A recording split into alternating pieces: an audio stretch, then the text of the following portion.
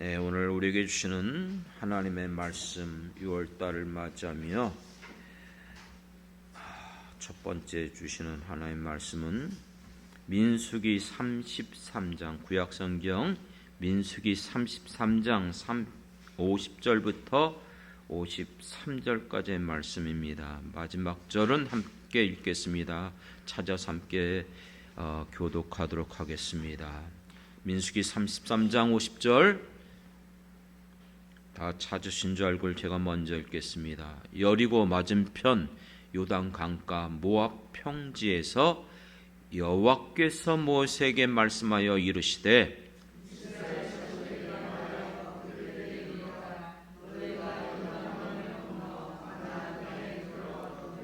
그 땅의 원주민을 너희 앞에서 다 몰아내고 그 새긴 석상과 부어 만든 우상을 다 깨트리며 산당을 다 헐고 그 땅을 점령하여 거기 거주하라.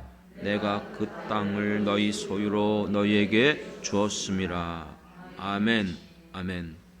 할렐루야.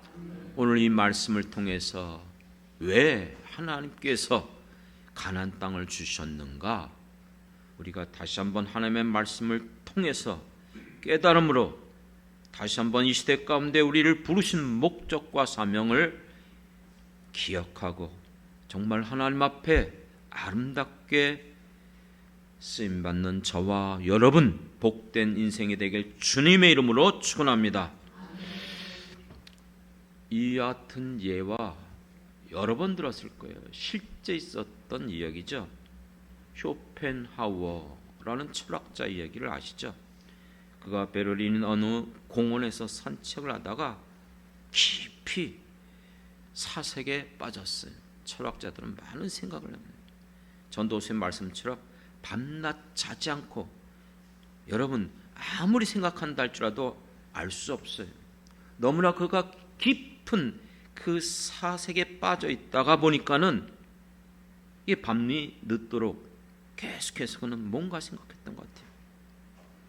그런데 이제 그 공원의 경비원이 이제 정리하면서 보니까 어떤 사람이 계속 벤치에 앉아 있는 거예요. 그래서 참 이상하다, 의심스럽기도 하고, 그래서 그 사람에게 당신 누굽니까? 물어봤잖아요. 그랬더니 쇼펜하우어가 몇시 고개를 들면서 그 사람을 쳐다보면서 한 말, 유명한 말 알죠?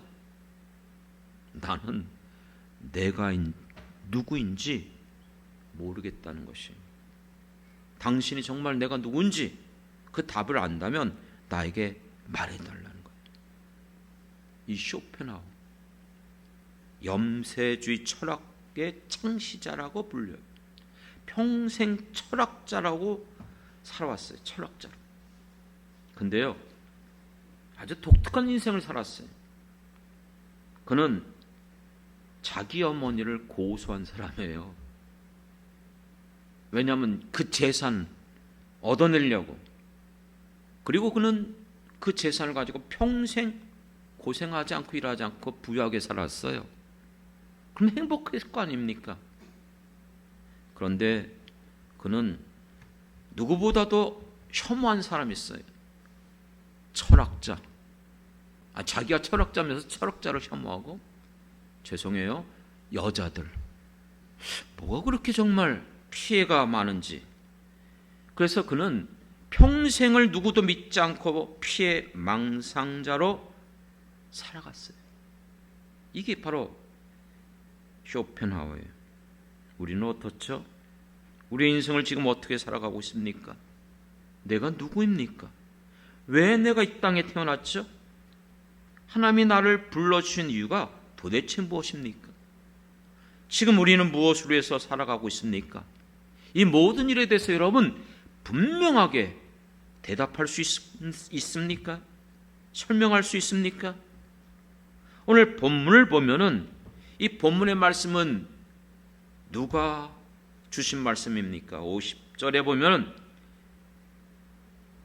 여호와께서 모세에게 말씀하여 이르시되, 하나님께서 주신 말씀인 줄 믿습니다. 그런데 이 말씀을 어디서 했죠? 거기에 보니까 50절에서 요단강가 모압 평지, 여리고 가나안 땅 건너편, 이제 요단강을 사이에 두고 그 모압 평지에서 이스라엘 백성들에게 말씀한 거예요. 무슨 뜻입니까? 이제 그들에게 약속했던 가나안 땅을 이제 요단강만 건너가면 들어가는 거예요. 그 땅을 들어가기 전에 그 땅을 바라보면서 하나님께서 하신 말씀입니다. 그 말씀이 무엇이죠? 그 내용이 무엇입니까? 52절부터 나왔어요. 너희가 그 땅에 들어가거든 그 땅의 원주민들을 어떡하라? 다 몰아내라. 그들이 새긴 석상, 그들이 섬기던 그 우상 다 깨트려 버리고 헐어버려라. 그리고 너희가 그 땅을 점령하고 그곳에 내가 약속하여 주기로 한 땅이니 너희는 그곳에서 거주하라. 왜요? 53절에 분명히 이렇게 말했습니다. 내가 그 땅을 너희 소유로 너희에게 주었습니다. 할렐루야. 이 가나안 땅을 하나님께서 그들에게 주셨다는 거예요. 왜요? 분명한 목적과 사명이 있었어요. 그런데 이것은 지금 모세를 통해서 말씀하는 처음 생소한 말씀이 아니잖아요. 여러분들이 잘 알고 있는 것처럼 아브라함 때부터 약속한 거예요. 갈대아 우르에 살고 있었던 아브라함을 불러내서 그를 가나안 땅에 이끌어 내셨어요. 그리고 그에게 이 모든 가나안 땅을 바라보게 하면서 이 땅을 내가 너희에게 주겠다고 약속한 땅이 바로 그 가나안 땅입니다. 비록 수백 년의 그 모든 시간이 흘러갔다 할지라도 하나님은 약속한 것을 바꾸지 않았어요.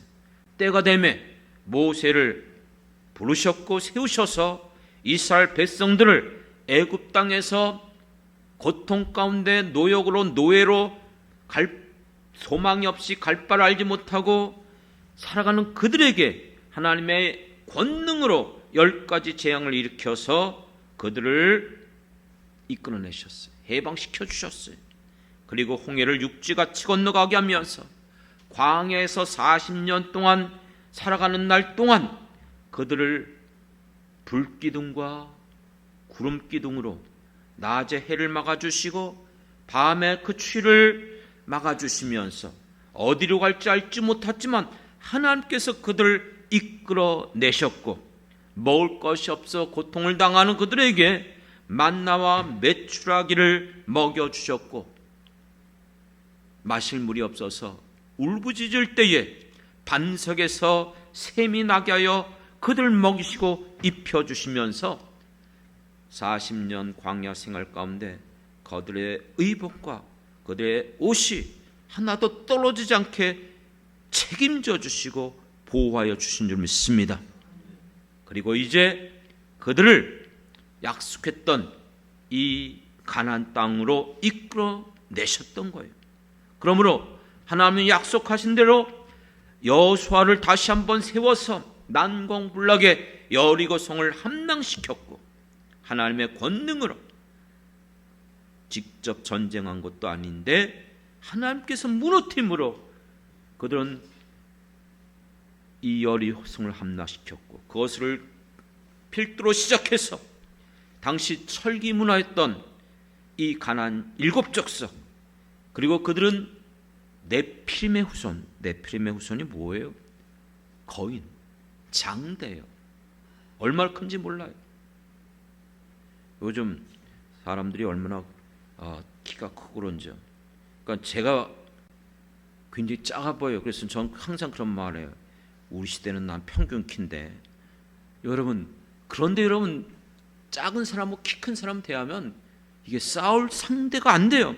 그렇기 때문에 여러분 아시는 것처럼 가데스바니아에서 정탐꾼을 보내서 가나안 땅을 정탐하고 돌아와서 하는 말이 맞다. 그것은 젖과 꿀이 흐르는 땅이지만 그곳에 있는 자들은 우리보다 장대하다. 그들과 싸웠다간 우리는 뭐예요? 메뚜기라는 거예요. 다 죽는다는 거예요. 이렇게 여겼던 그들. 그렇지만 하나님은 이와 같은 가나안 7족속을 멸절시키고 약속한 대로 가나안 땅을 얻게 하여 주셨습니다. 믿습니까? 누가 하셨어요? 하나님이. 왜요? 약속하신 대로. 그러면 그 약속한 이유가 뭐죠? 오늘 본문에 나와 있는 거예요. 너희가 그 가나안 땅을 정복하고 그들을 멸절시키라는 거예요. 왜요? 그들은 우상 숭배하는 자요 하나님을 떠난 민족이기 때문에 그들과 언약 맺지도 말고 그들의 우상을 섬기지도 말며 그들과 결혼하지도 말라, 이렇게 말씀하셨어요. 그리고 오직 너희가 해야 될 것은 내가 너희와 시내산에서 언약을 맺었던 것처럼 내 말씀을 너희가 순종하며 오직 하나님만을 경외함으로 그 땅을 하나님의 나라로 세워가라. 할렐루야. 그런데 어떻게 됐죠? 그 결과 과연 하나님께서 약속하신 대로 그들에게 심지도 하고 세우지도 않은 젖과 꿀이 흐르는 가나안 땅을 주셨지만은 이스라엘 백성들은 그 명령대로 살아갔습니까? 이미 알잖아요. 실패했어요. 그 말씀대로 살지 못했어요. 그 이유가 무엇입니까? 분명히 그들과 언약 맺지 말고 그들의 신도 우상도 섬기지 말고 그들과 결혼하지 말라고 그랬는데 그것을 여러분 한두 번 말한 게 아니에요. 모세를 통해서 여호수아를 통해서 거듭 그렇게 약속했건만 명령했만 그들은 가나안 땅에 들어가면서 스스로, 누가 저기 한 게 아니에요. 스스로 그들의 풍습과 문화에 빠져들었어요. 바알을 섬기며 그들의 딸들과 결혼하며 그들과 언약을 맺고 그들의 종교를 따라갔던 것이, 그들은 스스로 세속화되어져서 하나님을 잃어버린 것이, 그것만이 아니에요.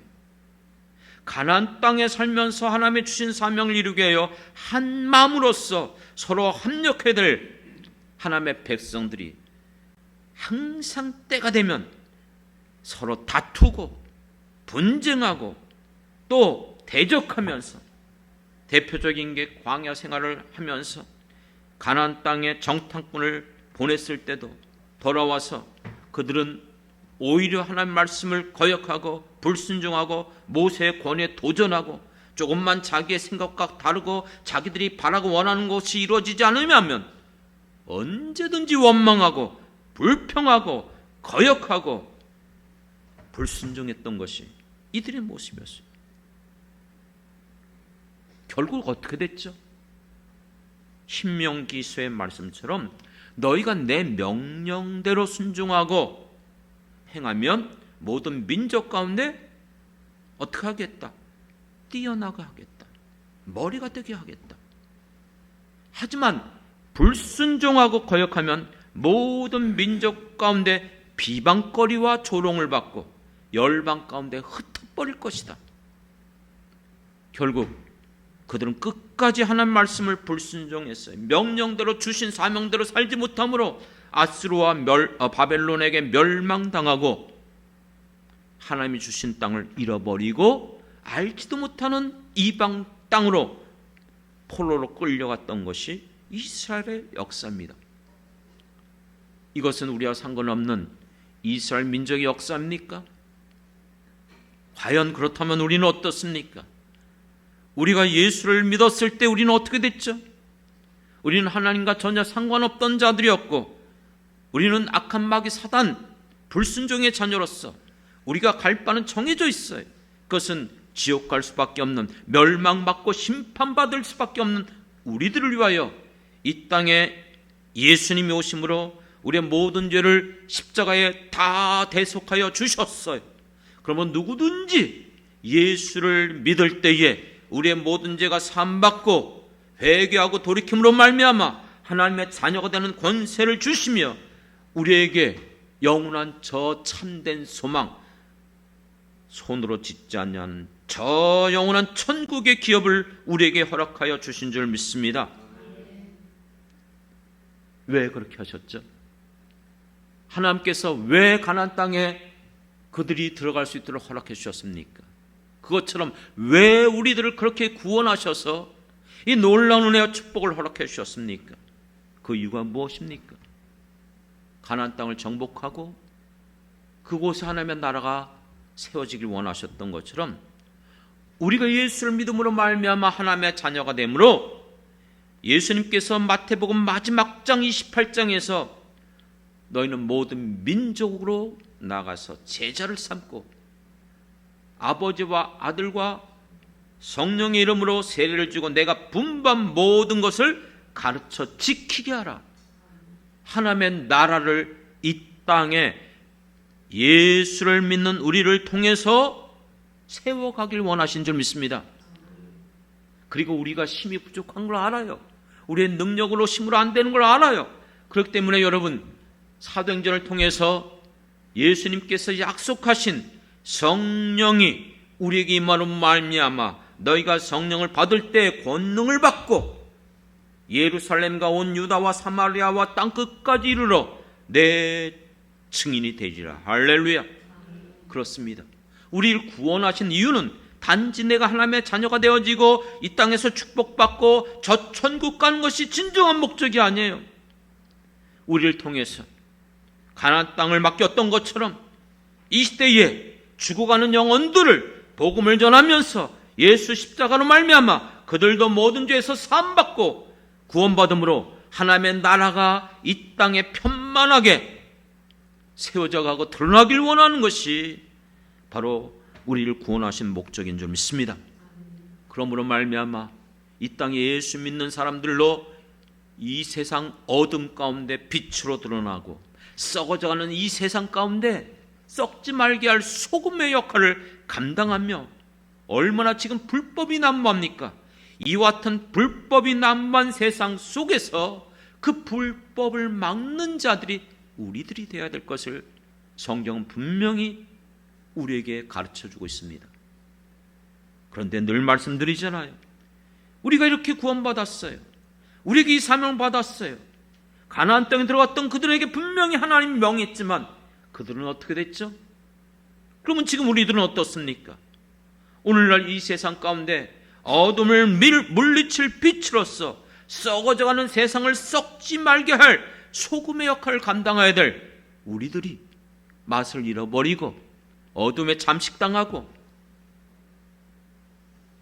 불법을 막아야 될 우리가 오히려 불법을 행하고 있는 것은 아닙니까? 과연 우리는 지금 주님이 나를 불러오신 목적을, 그 사명을 감당하고 있습니까? 왜 잃어버렸죠? 가나안 땅에 들어가서 그들이 왜 그렇게 세속화됐습니까? 스스로 그들과 동화되고 그들의 문화 속에서 잠식당한 거예요. 예수님이 씨 뿌리는 비유를 통해서 왜 우리가 열매를 맺지 못하는지 분명히 말씀해 주고 있어요. 그 가운데 여러분, 돌짝밭에 떨어진 것, 가시덤불에 떨어진 것 기쁨으로 받아요. 깨달아요. 그런데 왜 열매를 맺지 못합니까? 그 이유가 무엇입니까? 돌짝밭에 떨어진 씨앗은요, 환난이나 박해를 당할 때에 환난이나 박해가 우리에게 일어나면 그것 때문에 두렵고 떨림으로 우리의 사명을 감당 못하는 거예요. 가시덤불에 떨어졌을 때는 왜 열매를 맺지 못한다 그랬죠? 세상의 염려와 재물의 유혹으로. 그렇습니다. 우리가 이 땅에 살면서 우리의 현실 속에서 육신을 갖고 살아가기 때문에 우리가 여러 가지 많은 것들이 필요해요. 그리고 이 땅에서 하나님을 떠난 세상 속에서는 여전히 저주 가운데 살아가는 이 세상 온갖 불법과 불의한 일과 또 많은 환난과 질고가 일어나고 있어요. 그런 속에서 우리는 우리의 사명을 감당하지 못하고 우리의 연약함으로 스스로 포기하고 살아가는 건 아닌지 살펴봐야 됩니다.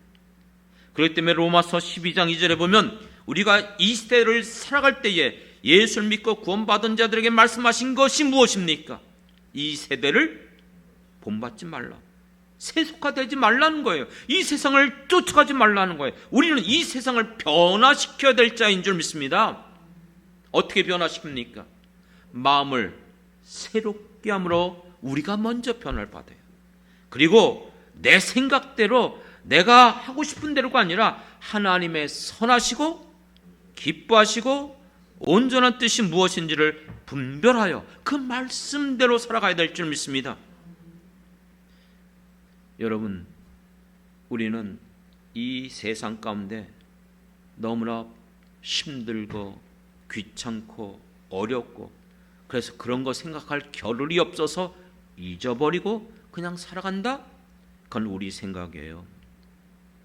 왜요?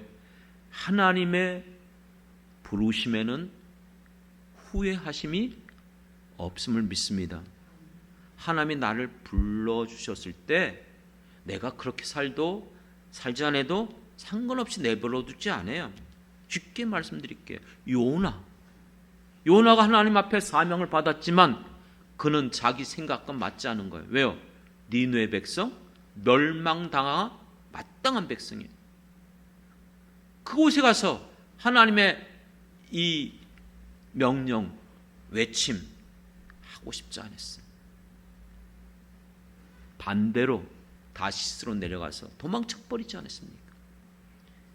그렇지만 하나님은 거역하고 불순종하고 도망친 그리고 누구도 찾지 못할 것이라고 여기고 아주 그 배 밑창으로 내려가서 그리고 또 뭐하고 있었어요?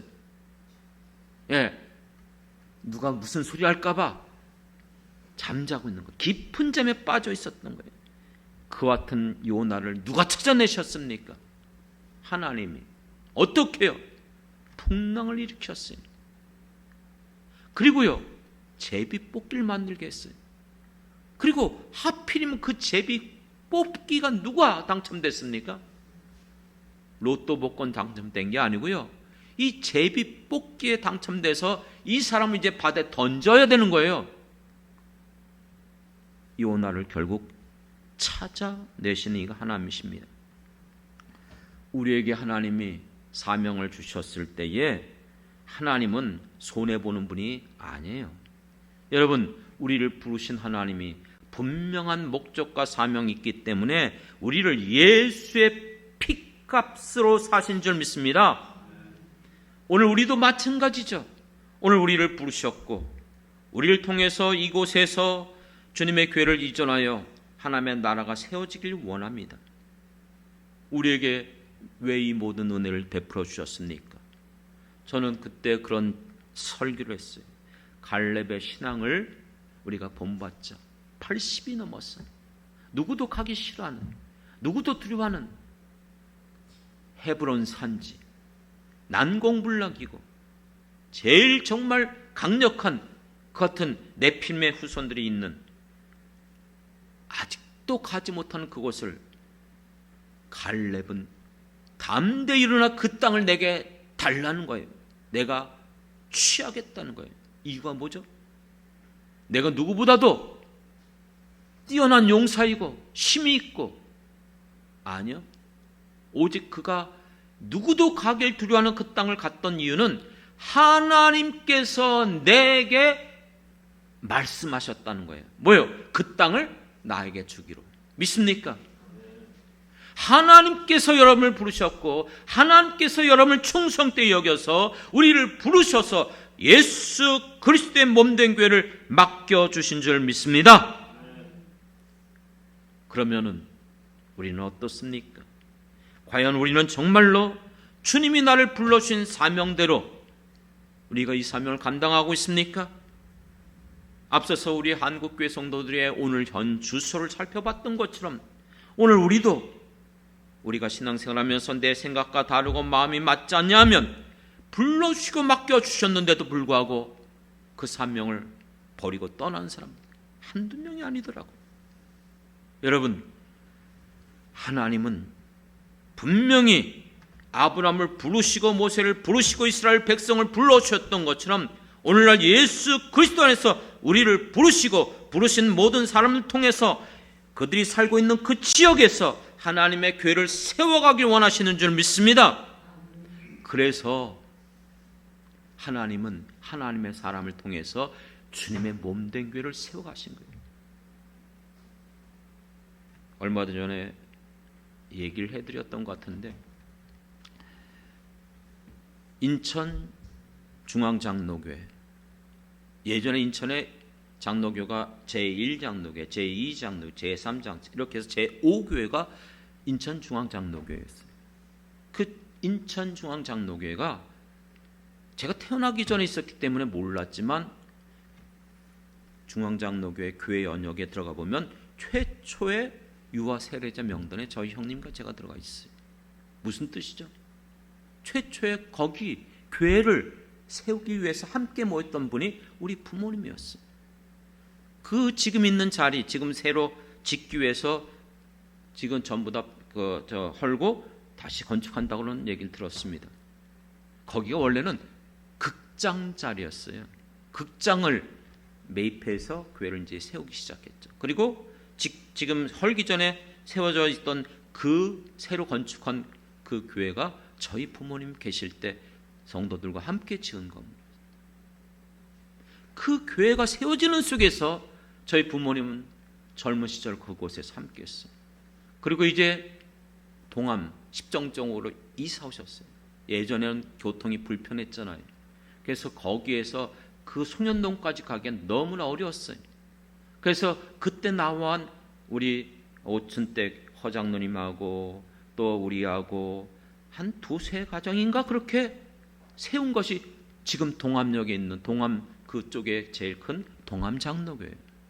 그 교회를 저희 부모님이 세우셨어요. 그리고 그 교회 출신 최초의 교육자가 사실 저예요. 그리고 또한 그때 얘기 안 해드렸지만 이제 또 여러 가지 사정이 있어서 석천 오거리에 석천 제일교회를 세웠어요. 그때는 이제 한두 분이 아니고 함께 나온 분들이 한 10가정 정도가 이제 그 교회를 세웠었어요. 그리고 그 교회가 이제 부흥해서 어디로 갔느냐? 만수동 안에 숭덕 여고가 있어요. 그 숭덕 여고 그 강단을 빌려서 그곳에서 예배드리고 교육관을 아주 멋지게 크게 지은 석천제일교회, 그 교회가 저희 부모님과 우리 아는 분들이 함께 했었던 교회. 그분들은 그 시절에 우리 선조들은 다 그랬어요. 교회를 세우는 일에 있어서 말 그대로 그때는 벽돌 1장, 벽돌 10장 이렇게 헌금을 하면서, 그리고 직접 교회를 세울 때 다 나와서 교회를 세우는데 벽돌 쌓고 또 뭐 이렇게 하면서 다 했어요. 동암장로교회 잘 몰라요. 다른 사람은 그 처음에 세웠을 때요 태풍이 불었어요. 그래갖고 세웠던 벽이 무너져 버렸어요. 그런데도 포기하지 않고 다시 이렇게 세웠어요. 많은 사람들이 그같이 부르심에 그들은 결코 힘들다고 어렵다고 손해보군도 내가 마음에 들지 않는다고 떠나가지 않았어요. 그것이 오늘날 우리 이 한국에 있는 그 유명한 많은 교회들이, 그 같은 우리 선조들이 자기에 맡겨준 주님의 교회를 위하여 충성하며 몸을 바치며 시간을 바치며 물질을 바치며 모든 것들을 바쳐서 그 젊은 시절 온 마음을 다하여 주님을 섬겼던 결과 오늘 이 땅에 그 아름다운 교회들이 세워진 줄 믿습니다. 믿습니까? 여러분, 그렇지만 왜 지금 이와 같은 상황이 우리에게 벌어졌습니까? 왜 하나님이 이처럼 우리를 사랑하시고 축복해 주셨는데 왜 이와 같은 것들을 잃어버리고 있습니까? 신명기 8장에 보면 이렇게 경고하셨어요. 너희가 가나안 땅에 들어가서 먹고 배부르고 아름다운 집을 짓고 너희가 그곳에서 모든 것들이 풍부해질 때에 이렇게 말씀했어요. 신명기 8장 14절을 내 마음이 교만하여 내 하나님 여호와를 잊어버릴까 염려하노라. 우리가 모든 게 풍부해지니까, 내가 힘 있으니까, 먹고 사는데 지장 없으니까 하나님 잊어버린다는 거예요. 왜요? 교만해져 갖고.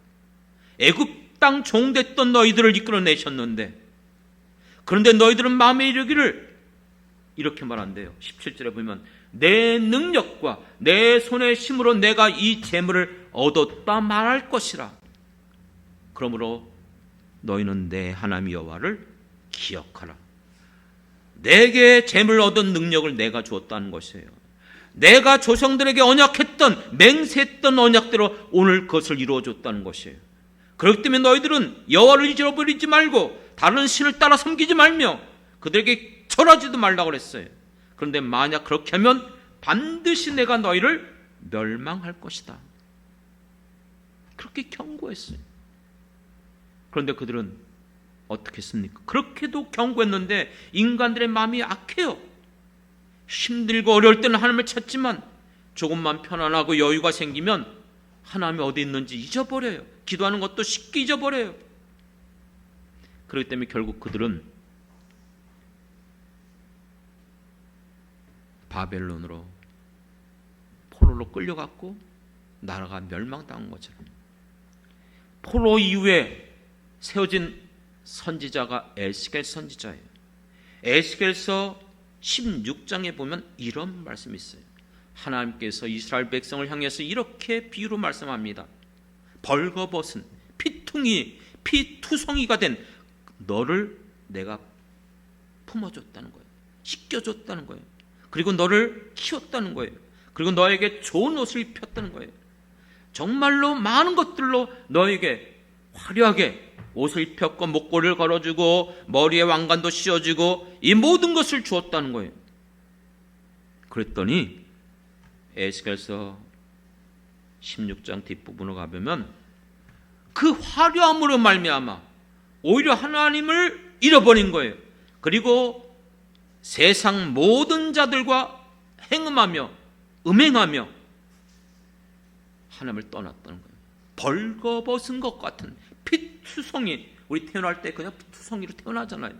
이와 같은 정말 빈손으로 태어난 우리를 품어주시고 키워주시고 먹여주시고 지금까지 책임져주시고 도와주시고 여기까지 오게 한 것이 하나님의 은혜인 줄 믿습니다. 그런데 이제 조금 그렇죠? 힘이 생기니까 내가 이제는 뭔가 가지고 있다 여기니까 하나님을 잃어버린 거예요. 하나님이 우리에게 주신 사명, 우리에게 분반 명령 다 잃어버린 거예요. 사랑하는 성도 여러분, 우린 복음성가 예전에 자주 불렀던 복음성가 우리는 주의 백성이오니, 그렇죠? 이 찬양을 제가 참 기억하고 있는 이유가 제가 태국 선교 갔을 때 태국은 불교 국가예요. 모든 그 동네마다 이 모시는 저기가 있어요. 그래서 가면은 이 영적으로 얼마나 이게 혼탁한지, 그러니까 이게 정말 악한 영의 이 같은 눌림이 있어요. 그래서 우리 선교팀이 가서 찬양 집회를 했거든요. 가는 지역마다 선교사님이 앞장서서 어느 지역으로 간다 하면 가면 여전히 그곳에 같은 산당이 다 있어요. 그러면 우리는 들어가서 제일 먼저 합심기도 하고 통성기도 하고 그리고 우리가 부르는 찬양이 바로 우리는 주의 백성이에요. 이 찬양을 하는 거예요. 아시죠? 우리는 주의 백성이오니 주의 그 큰 이름 선포합니다. 뭘 선포하죠? 이곳 어두운 세상에 빛으로 부르셨네. 주의 얼굴 구할 때 역사하소서. 우리에게 어떤 역사가 일어나길 원합니까? 후렴이 그거잖아요. 교회를 세우시고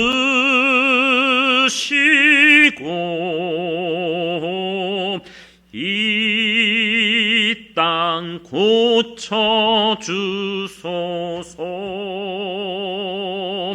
주님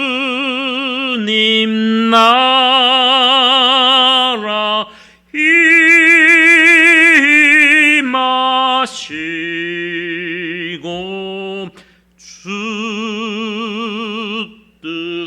이루어지이다.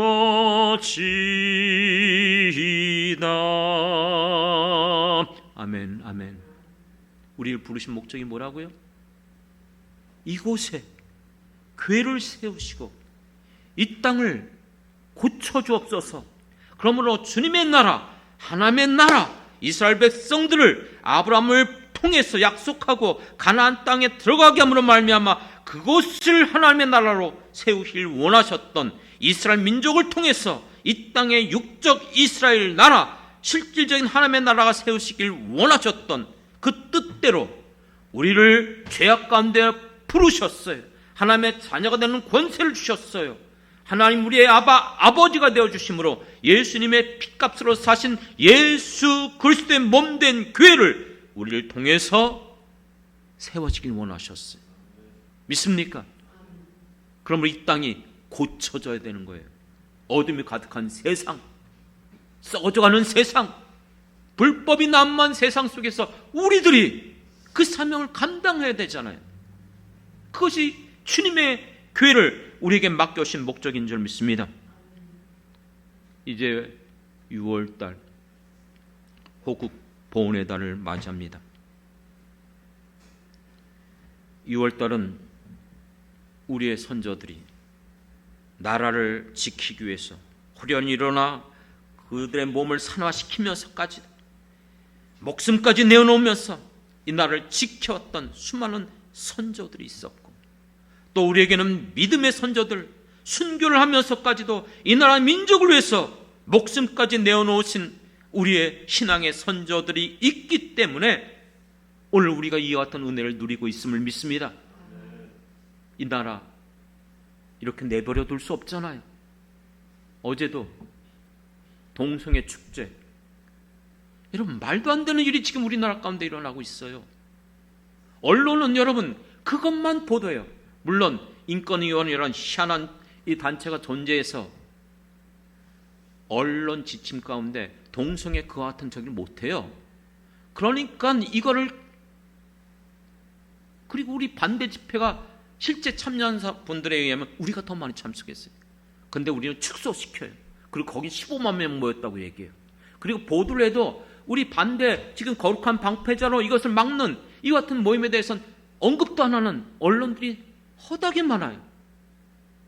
아니 여러분, 이건 미풍양식, 전통적으로 우리나라의 모든 우리 젊은 애들이 거기에서 진짜 희한한 짓을 하고 있는데, 앞으로 이런 일이 합법화되어지면 불보듯 뻔한 상황이 벌어지는데 어떻게 가만히 있겠습니까? 잠잠히 있겠습니까?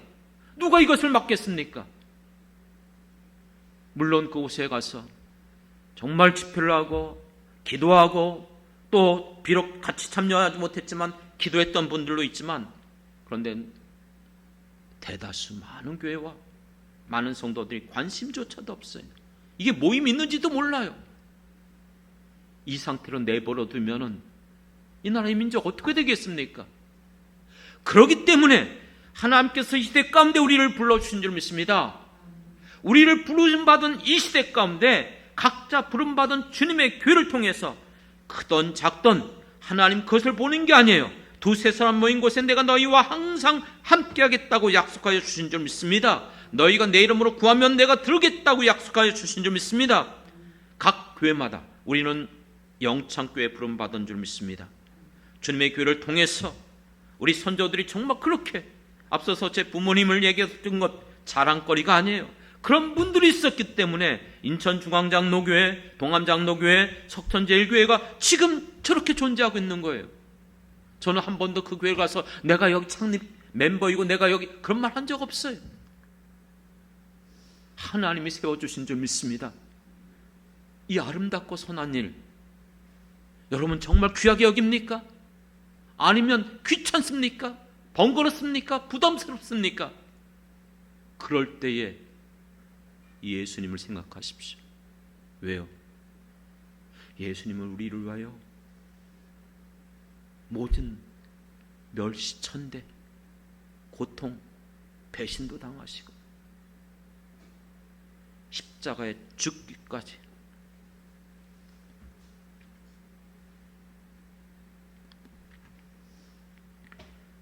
죽기까지 우리를 그렇게 사랑해 주셨습니다.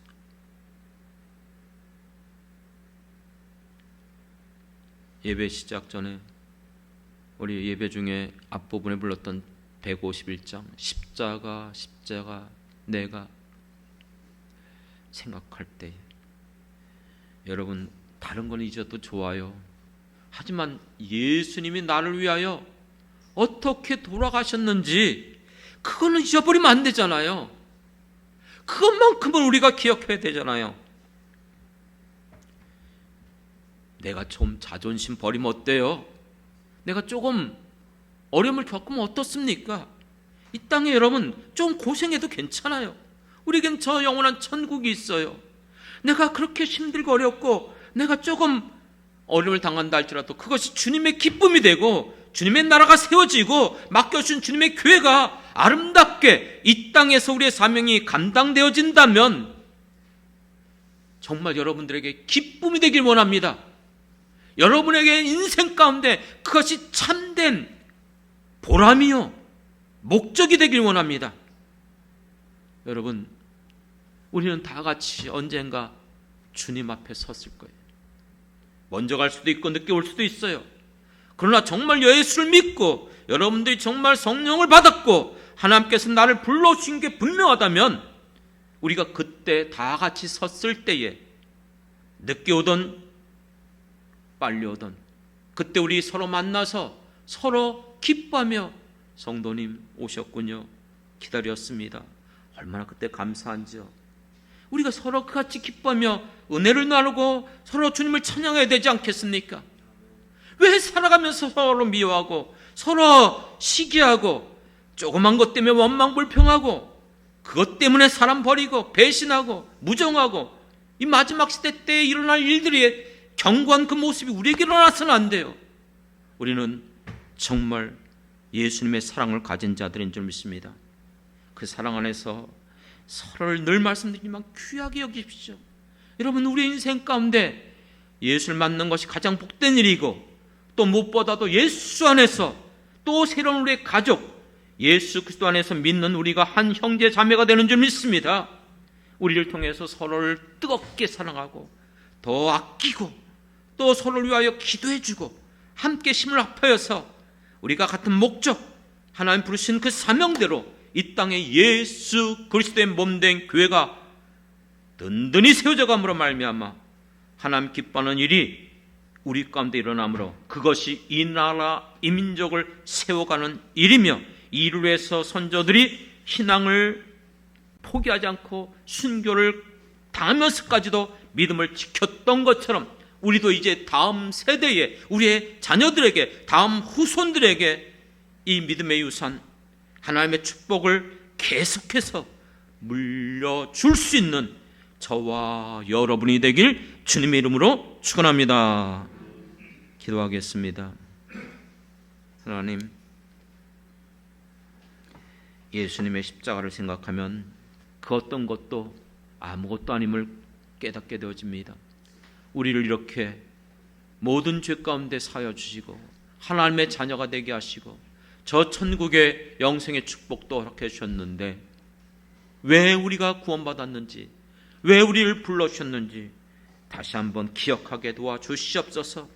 우리를 통해서 주 예수 그리스도의 몸된 교회가 든든히 세워져 가는 일에 함께 쓰임받는 우리 모두가 되길 원합니다.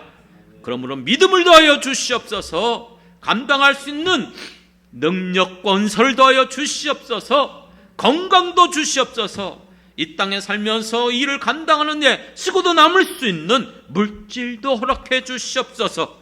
사랑하는 성도들의 가정과 직장도 복되게 하여 주시옵시고 그 자녀들을 하나님 귀한 믿음의 경건한 자녀들이 되게 도와 주시옵소서.